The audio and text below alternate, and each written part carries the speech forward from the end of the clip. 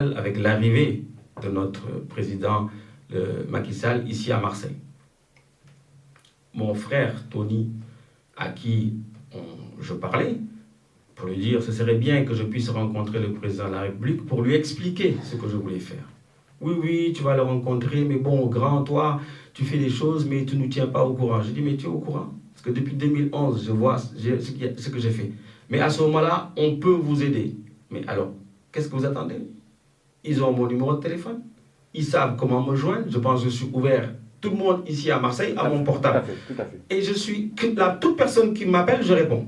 Donc à partir de ce moment-là, je ne suis pas quelqu'un qui cache son numéro de téléphone. Tout le monde a mon portable. Même mes patients diabétiques ont mon portable.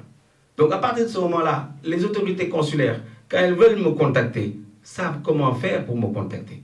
Tony sait comment faire, par le biais d'Aldo. Le parti républicain, l'APR, savent comment faire pour me joindre. Donc je suis quelqu'un de joignable et d'accessible. À partir de ce moment-là, je pense que ce sont des faux prétextes. Quand les gens veulent vraiment vous aider, ils vous aideront. Mais aujourd'hui, comme à mon avis, ça ne vient pas l'initiative ne vient pas de ces gens-là, mais à tous les niveaux. Hein. Je ne parle pas seulement du consulat, parce que la nouvelle consul, je ne la connais pas. Donc je ne peux pas parler de quoi que ce soit. Elle ne m'a jamais rencontré. Et elle ne m'a pas demandé, ni moi non plus. D'accord? Mais l'ancien consul qui était là était au courant, n'est-ce pas? Tous les consuls qui sont passés ici, depuis Mme Camara, savent quel est mon projet.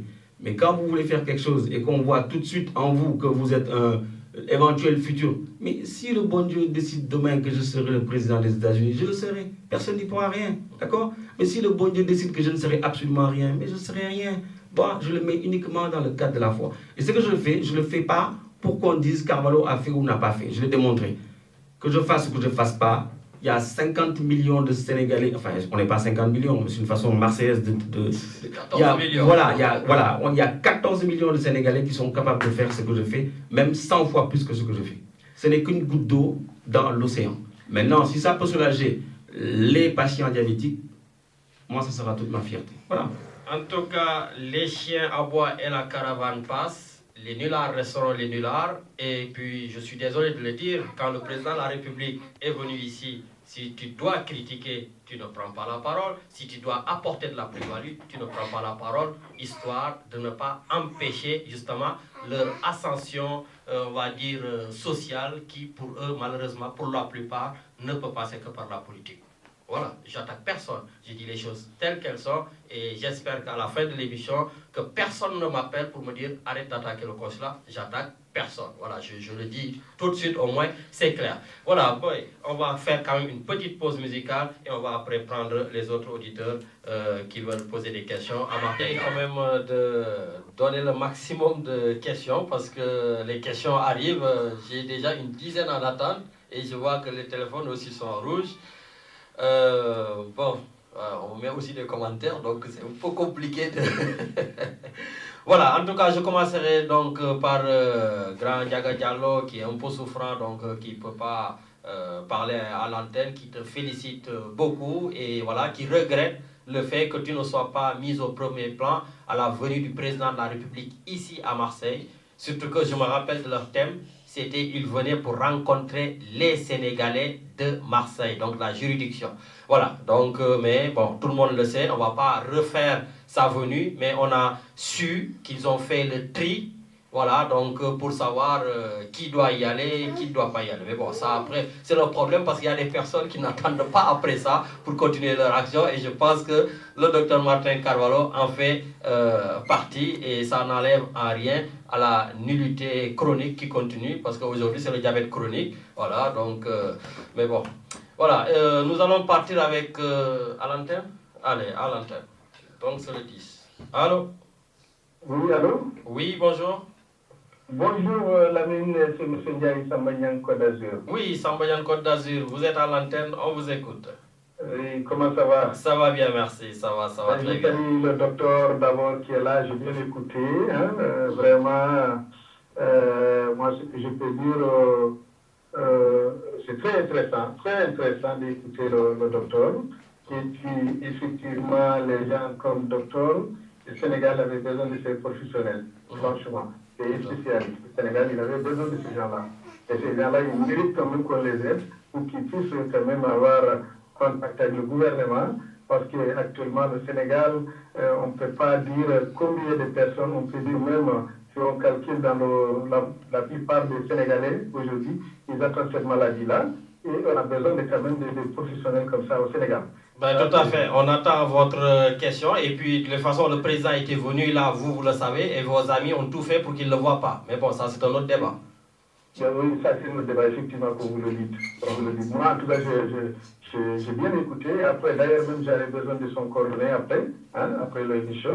Vraiment, j'ai besoin de son coordonnée. Je vais vous contacter après. Parce que c'est quelqu'un de vraiment qui mérite qu'on essaie de faire tout possible qu'il essaie d'installer au Sénégal pour aider les Sénégalais et les Sénégalaises. Moi, en tout cas, je l'encourage. Voilà, le docteur Martin Carvalho peut-être ne vous connaît pas, c'est Samba Niane qui est ami du président de la République et qui est souvent quand même efficace en voyant le président. Donc j'espère qu'il pourra faire le lien. Oui, en tout cas, merci. Je souvent vous donner son coordonnée après, Inch'Allah. D'accord. Mais je vais... Non, on va être simple. Vous savez, moi, mes coordonnées, c'est facile, je vais vous les donner. Comme ça, tout le monde les a assis. Moi, mais il n'y a pas besoin de passer par la mine. Mes coordonnées téléphoniques sont les suivants. 06. D'accord. 09. 06 encore 02 03. 02 3. Donc 06, je répète. 06 09 06 encore 02 03. D'accord. Quand vous m'appelez, si je suis occupé, je ne réponds pas, mais vous me laissez un message, je vous rappelle, si Dieu veut, avant que je ne me couche. C'est mon point de vue. Tous mes patients que je soigne, quand ils m'appellent, j'ai un listing que ma secrétaire me laisse quand ils passent par le cabinet. J'appelle tous les patients avant que je ne finisse mon travail. Enfin, quand j'ai fini mon travail. Donc, quand il y a quelqu'un d'autre qui n'est pas patient et qui m'appelle sur le plan social, je réponds aussi quand je suis disponible. Merci beaucoup, M. Samba Niane. Donc, vous avez ses coordonnées. Ben, voilà, et la minute autre chose, si vous me permettez. Oui, assez rapidement, oui. Oui, un peu rapidement pour remercier Mamar à Aix semaine dernière. Oui, mais Samba Niane, si vous voulez, il faut faire vite et on le fait là, le dimanche prochain. Là, aujourd'hui, c'est que la maladie. C'est que la maladie, d'accord. Donc, voilà. je remercie les gens d'Aix. Et dimanche prochain, je vous appellerai. Allez, pas de problème. Le consul général et notre programme qui va être ici le 5 mars. Allez, pas de problème. Je vous rappellerai dimanche prochain. Pas de souci. Merci beaucoup de votre compréhension. Merci beaucoup, merci beaucoup. Merci. Merci, M. Nian. Voilà, et il y a aussi Mokumba Sek, un autre auditeur. Bon, voilà, il y a Mokumba Sek qui veut savoir justement et ce projet donc à Saint-Louis. Alors, Mokumba, c'est vrai que j'en ai jamais discuté avec lui. J'en ai plus discuté avec son frère, Pape. Et le projet à Saint-Louis, vous savez, ça coûte aujourd'hui, si je compare avec Thiès, Thiès, il nous a fallu l'équivalent de 150 000 euros. Environ, on va dire, les 2 tiers, 100 000 euros ont été apportés par les 2 associations grâce aux partenaires des laboratoires pharmaceutiques. Et c'était dans un hôpital, donc dans un terrain, on a construit. Aujourd'hui, peut-être que même si on ne peut pas construire, on pourrait peut-être faire une extension dans un service et ça pourrait coûter certainement beaucoup moins cher. Mais à l'heure où je vous parle aujourd'hui, je veux dire, l'organisation de ce congrès avec les laboratoires qui nous ont donné de l'argent, on n'attend pas cette somme-là, d'accord? Parce que le congrès en lui-même coûte cher. Il y a 4 ans, je n'avais pas créé le congrès. J'avais récupéré les dons et j'avais essentiellement pu construire. Peut-être que c'est une erreur de ma part d'avoir fait effectivement ce congrès-là. Peut-être que si je n'avais pas fait ce congrès-là, on aurait pu au moins arriver à avoir une bonne partie pour la construction. Mais je me suis dit, quand vous passez par ce congrès-là, ça fait un échange. Ça fait de la formation, donc des échanges entre professionnels, des médecins endocrinologues spécialistes du diabète ici en France, qui vont rencontrer des médecins généralistes là-bas. Et au demeurant, j'en profite pour dire à M. Nian qu'on a quand même des spécialistes en endocrinologie. Il n'y en a pas beaucoup. On en a 2. Il y a le professeur Ley, qui est un jeune frère à moi qui est à Pékin, et le docteur Aombo Okan, qui sont les endocrinologues. Alors après, vous avez l'équipe d'Abbas Ndao, qui sont des des médecins internistes, mais qui font de la diabétologie. Ce sont les précurseurs, si vous voulez, d'ailleurs, dans le domaine de la diabétologie, avec notre maître, le professeur Marc Sankalé, voilà, et le professeur Mohamed Sow. Ça, ce sont les gens, effectivement, qui, aujourd'hui, peuvent s'occuper du diabète au Sénégal. Donc, peut-être que j'aurais jamais dû parler de congrès, parce que dès que j'ai commencé à parler de congrès, c'est là que j'ai eu des problèmes. Alors qu'il y a 4 ans en arrière, je n'avais pas parlé de congrès, j'avais demandé au laboratoire de nous donner des sous et ils ont cru à mon projet, on a pu construire. Mais je voulais aller les deux, parce que si vous voulez, ce projet-là, je vais un peu rentrer dans les détails, si aujourd'hui on arrive à avoir des fonds, ce que j'ai écrit au président et ce que j'ai écrit au ministre de la Santé, c'est de permettre de pouvoir former, de faire former entre 5 et 10 médecins sénégalais pour qu'ils puissent avoir ce qu'on appelle un diplôme universitaire en diabétologie. À Thiès, quand on a créé ce centre-là, il a fallu au préalable former un jeune qu'on appelle le Dr Jean-Michel Dion, à qui on a permis de pouvoir faire sa formation ici à Montpellier, n'est-ce pas, sur le DU de diabétologie de Montpellier. Il est venu 3 fois dans l'année à cette époque-là. Nous, l'association, on lui avait payé son inscription. Et les laboratoires pharmaceutiques sénégalais, essentiellement Novo et d'autres, l'ont aidé pour son hébergement et pour qu'on appelle ça, les billets d'avion. C'est un coût. Et je voulais passer par cela pour expliquer à nos partenaires laboratoires pharmaceutiques que eux, ce qui les intéresse, bien entendu, c'est d'avoir un partenariat, d'avoir qu'il y ait un congrès qui se fasse connaître aussi, parce que ça fait partie de leur métier, du marketing, de la communication. Et moi, ça me permettait de leur dire, bon, venez, ceux qui n'ont pas pu voir ce que nous avons fait à Thiès, ces médecins-là pourront dire, tiens, ils nous en parlent, c'est écrit sur Internet, c'est écrit sur Facebook, mais au moins là, on l'a vu de visu. Voilà. C'est pour cela que je voulais faire ce congrès-là.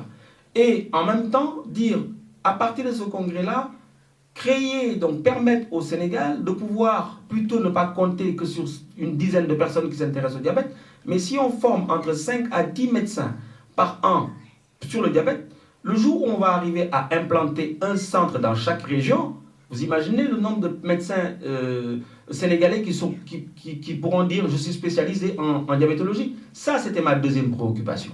Et après, le fait de construire, on n'est pas obligé de construire maintenant. En 2011, quand on l'a construit, on a commencé en 2009.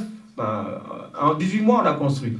Donc si on n'a pas aujourd'hui les fonds, on peut se permettre de les chercher. On est en 2016, peut-être qu'on pourrait construire celui de centre de Saint-Louis en 2017 ou en 2018. Donc aujourd'hui, tout Sénégalais qui se sent concerné par ce problème du diabète, et comme je vous ai dit tout à l'heure, c'est un problème de santé publique mondiale. Le professeur Khan, un cardiologue, a fait des études sur la prévalence du diabète, c'est-à-dire essentiellement le pourcentage de personnes diabétiques dans la vallée du fleuve. C'est pratiquement l'unique étude qui a été faite. 10% de la population de la vallée du fleuve est diabétique. Je ne sais pas combien y a-t-il de diabétiques, combien y a-t-il de nombre d'habitants à Saint-Louis, mais Saint-Louis quand même, je pense, c'est la 3e ville du Sénégal. Donc, vous multipliez par 10%, vous avez le nombre de patients diabétiques. Raison pour laquelle j'ai voulu aller faire ce centre-là à Saint-Louis, comme ça l'axe nord, Dakar, Thiès, Saint-Louis est réglé. À l'époque, avant qu'il n'y ait Thiès, les gens de la Mauritanie, les gens de toute la sous-région venaient se faire soigner au centre Abass Ndao de Dakar, qui n'en pouvaient plus. Du moment où on a mis maintenant Thiès, les gens s'arrêtent à Thiès. Le jour où on va faire créer Saint-Louis, vous imaginez l'axe Dakar, l'axe nord Dakar, Thiès, Saint-Louis, ça va régler. Même les Mauritaniens qui venaient se faire soigner à Dakar, maintenant s'arrêtent à Thiès. Mais si on crée un centre à Saint-Louis, ils vont s'arrêter à Saint-Louis. Il y aura moins de trucs. Et donc, ce qui fait que, voilà mon idée. Et le fait de mettre un centre dans chaque région du Sénégal, le mec qui quitte Tambacounda, qui va passer 24 heures pratiquement de chemin pour arriver à Dakar, va se retrouver à 5 heures du matin dans un centre, un hôpital, pour s'occuper de son diabète. Et on lui dit peut-être que le médecin n'est pas là, ou il est parti en Nguenté, ou un truc comme ça. Mais vous imaginez le trajet qu'il fait? Mais il peut même mourir en cours de route. C'est uniquement ma seule raison. Mais j'y ai pensé. Je dis à ce moment-là, voilà, plutôt que de me critiquer, aide-moi, en tout cas, vraiment, je reçois un nombre incalculable de messages. Donc, toutes les personnes qui sont séduites par ton discours, mais aussi qui sont ahuries hébété par la position des autorités sénégalaises et du Sénégal et à Marseille. Voilà, donc ça c'est la quintessence des messages que j'ai reçus ici sur le téléphone. Et puis voilà, certaines personnes comme Issa Ndoye voudraient participer, mais il est bloqué je crois, au travail. Il y en a plein d'autres que j'oublie aussi. Tonton Badou Diallo qui pose d'ailleurs une question, mais on va prendre l'auditeur d'abord. On a un auditeur en ligne. Allô, on y va. Allô? Oui, allô? Oui, Bonjour. bonjour. Oui. Bonjour, Makumba, ça va bien? Oui, ça va, grand Makumba, nous les déglons. Ça va. Je ne veux pas être très long Oui, pour oui. tout le monde. Ça va. Bon, bien, écoute, tout ce que le docteur dit, c'est la vérité. Et pour le croire pas, moi je suis très placé pour le témoigner, pour le soutenir aussi. Le problème, c'est qu'il avait bossé avec mon frangin. Très bien, il avait envoyé des sous à Saint-Louis, ils ont acheté une voiture et tout, pour le diabète. Mais depuis lors, ça fait 2 ans ou 3 ans. Moi, je l'ai souvent fait lui, je viens de rentrer là à peine. Mais je n'ai pas vu quelque chose de concret là-bas. Donc, il va falloir, prochaine fois, s'il envoie ses sous, ou s'il fait quelque chose sur le Sénégal, qu'il sache bien avec qui il doit le faire, avec quelle personne aussi. D'ailleurs, je le félicite beaucoup, mais je l'encourage aussi. Parce que c'est que c'est un mec bien. Et critique ou pas critique, il est bien. Voilà, c'est tout. Ça n'a va. rien fait pour moi, mais je sais que c'est un mec bien. Voilà, ok.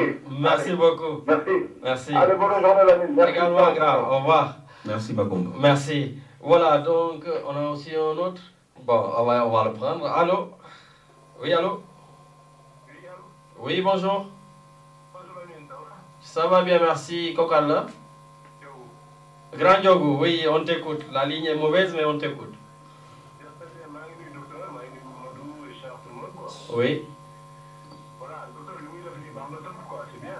C'est bien, moi seulement je me pose la question, quoi, depuis l'indépendance, comment on a fait pour se retrouver là, quoi. D'accord. Combien ça fait 55 ans, non? Wow. On a eu l'indépendance, mais on est encore là, quoi. Je n'ai pas compris. Ouais. Mais par contre, j'encourage le docteur, quoi. Je lui passe un bonjour, hein. D'accord. Bonjour, Ndiogo. Merci beaucoup. Merci. Voilà, donc, docteur, après, bien sûr, ces remerciements, ces encouragements, mais aussi, quand même, on a voulu l'éviter, mais bon, il y a eu un peu de politique dedans. Voilà, mais bon, c'est comme ça. Pour une fois, c'est pas moi qui l'ai lancé. Hein, donc, C'est Didier qui a lancé la bombe. il y a des spécialistes, voilà. Pardon. Et puis bon, donc, vous avez saisi la balle au pont, mais j'aimerais quand même, il nous reste une demi-heure, qu'on revienne sur la maladie. Sur la maladie proprement dite. J'ai beaucoup de questions qui arrivent. Et d'abord, pourquoi le diabète peut conduire à la cécité, à l'amputation des pieds ou des fois à des insuffisances rénales et même, je m'en excuse, d'abord aux troubles de l'érection? Alors, si vous regardez bien, Lamine, toutes ces affections que vous venez de me citer ont un point commun, ce sont les artères. Que ce soit de troubles d'érection, que ce soit la cécité, que ce soit l'insuffisance rénale. On aurait pu même parler de la coronoropathie, donc les atteintes cardiaques. C'est lié essentiellement à l'atteinte des artères par ce diabète. Ce diabète, comme je l'ai dit tout à l'heure, c'est une augmentation de la glycémie, c'est-à-dire une augmentation du taux de sucre dans le sang. Quand ce taux de sucre dans le sang n'est pas régulé, n'est pas diminué par les médicaments, par tout ce que vous voulez, l'insuline, voilà, les règles hygiéno-diététiques, l'activité physique et j'en passe, on va avoir ce qu'on appelle dans le langage médical une glucotoxicité, c'est-à-dire qu'il y a une toxicité. Le glucose en excès devient toxique, si vous voulez, pour l'organisme. Ce glucose, donc ce sucre, va se transformer en des triglycérides, c'est-à-dire en du gras, qui est fait de l'association de 2 molécules d'acide gras et une molécule de sucre. C'est pour ça qu'on parle de triglycérides. Et ces triglycérides ont pour, on va dire, facilité, enfin, ont pour action, façon de parler, d'aller se coller à la paroi interne d'un vaisseau. Alors, je donne souvent cet exemple-là, même à mes patients. À l'époque où on n'avait pas, si vous voulez, de lave-vaisselle, ceux qui l'ont connu, les gens de mon époque, et c'est les gens qui étaient avant moi, nos aînés, on lavait tout pratiquement dans l'évier, et le gras s'accumulait le long de la paroi, et à un moment donné, ça formait un bouchon, et l'eau ne passait plus. Alors imaginez-vous, on a la même chose qui se passe dans nos artères. Et qu'est-ce qu'on faisait? On débouchait je ne me rappelle plus du terme, le siphon, pardon. On débouchait le siphon, enfin on enlevait, l'eau tombait, on récupérait le bloc de gras et on jetait à la poubelle et on repassait. On ne le voit plus maintenant parce qu'on a de la vaisselle. Alors imaginez-vous que c'est la même chose qui se passe dans nos artères chez un patient diabétique. Donc cet excès de sucre va se transformer en graisse. Et ce gras va commencer à se coller au fur et à mesure dans les parois de cette artère. Et comme vous savez que les artères, c'est elles qui amènent le sang à un organe. Donc à un moment donné où l'artère va être complètement bouchée, comme ce siphon de l'évier qui est bouché, l'eau ne passe plus, donc le sang ne passe plus. De la même façon. Et comme le sang ne passe plus, l'organe qui est derrière souffre. Donc si c'est le cœur, les artères qui couronnent le cœur, c'est pour ça qu'on les appelle artères coronaires, vont être bouchées. Donc le cœur qui devrait recevoir une quantité importante de sang n'en reçoit plus. Mais comme le cœur est un muscle et il a besoin de ce sang pour se nourrir, pour se contracter, ce cœur se contracte de moins en moins et l'individu fait ce qu'on appelle un infarctus du myocarde, c'est-à-dire que la partie qui ne reçoit plus de sang devient infarcie, ça veut dire n'arrive plus à être nourrie. C'est comme une plante que vous n'avez pas arrosée pendant quelques jours, elle se dessèche. C'est-à-dire cette partie de ce cœur se dessèche, ne n'est plus nourrie par le sang, et on parle à ce moment-là d'infarctus du myocarde. De la même façon, au niveau des reins, les artères rénales peuvent être bouchées, d'accord, totalement ou partiellement, et ça va créer un problème au niveau du rein qui devrait recevoir une certaine quantité de sang pour fonctionner.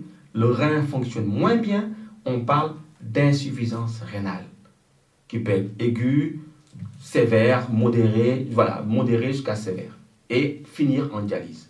Pareil pour les yeux, donc c'est là qu'on va avoir des problèmes de troubles visuels qui vont créer une rétinopathie, c'est-à-dire une atteinte de la rétine. Et à partir de ce moment-là, ça va aller jusqu'à la cécité. Pareil pour le cerveau. Dès qu'une des artères du cerveau se bouche, partiellement ou totalement, on parlera à ce moment-là d'accident vasculaire cérébral, ou attaque cérébrale, qui peut être transitoire, c'est-à-dire ça se bouge pas beaucoup et ça repart, ou constitué, c'est-à-dire c'est bouché et le cerveau souffre à ce moment-là parce qu'il ne reçoit pas assez de sang. Pareil pour les artères des pieds, et pareil pour essentiellement, en ce qui nous concerne, nous, les hommes, pour, pour les troubles de l'érection. C'est un peu plus complexe, mais la partie essentielle, c'est les artères. D'accord. Donc dès que les artères sont bouchées, ça creuse le problème. Après aussi, ça peut atteindre les nerfs. Et à ce moment-là, on parle de neuropathie diabétique, c'est-à-dire le diabète a atteint les nerfs et le nerf est fatigué, a été atteint. Donc on parle de neuropathie diabétique. Donc vous voyez l'ampleur de ces complications-là. C'est pour ça tout à l'heure je disais qu'il n'y a pas de petit diabète. Qu'on soit diabétique à l'insuline ou diabétique au comprimé, les complications sont les mêmes. Et comme les complications sont les mêmes, c'est essentiellement lié au déséquilibre, c'est-à-dire au